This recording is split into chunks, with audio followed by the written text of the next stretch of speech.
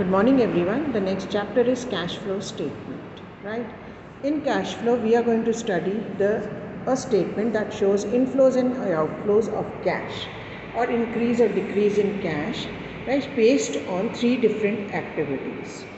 That is operating activity, investing activity and financing activity.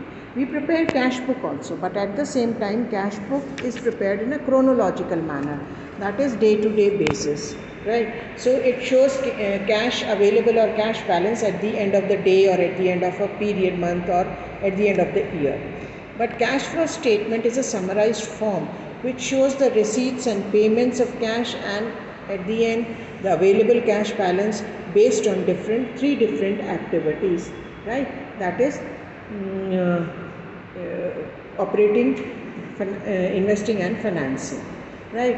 It is prepared to show cash flow from three different activities: planning, then liquidity and solvency, efficient cash management, comparative study, and the reasons why the cash available is so short-term, long-term cash, decisions taking, dividend decision and capital budgeting decisions can be taken based on this.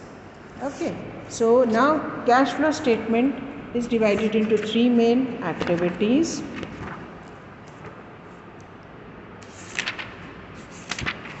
Right, the format. Now we are going to study the cash, prepare the cash flow statement, right? Format is for the year ended according to accounting standard 3 revised. Amount का column होता है, ये detail का एक हम column बना सकते हैं. तो first is cash flow from operating activities. The first step is A, that is we have to calculate net profit before tax and extraordinary items. Now before tax, extraordinary items are general reserve will be added to it, provision for tax and provision for dividend will be added to it. Okay. Then working note, as per the working note here, right, it is calculated like this. That is net profit, opening balance of the closing minus opening balance.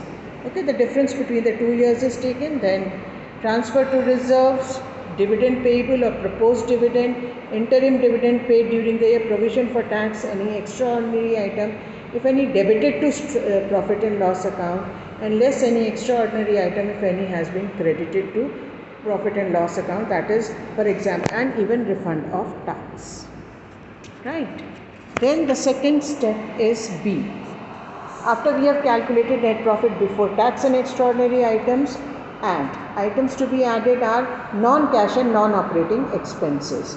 Now non-cash and non-operating expenses are added because they do not result any outflow of cash, like depreciation, goodwill, patents and trademarks written off, interest on bank overdraft, interest on borrowings, ये दोनों non operating expense है. Writing of underwriting commission, loss on sale of goods, fixed assets, increase in provision for doubtful debts.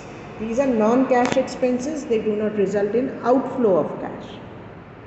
Then less items to be deducted are non-operating incomes: interest income, dividend income, rental income, gain or profit on sale of land, and decrease in provision for doubtful debts.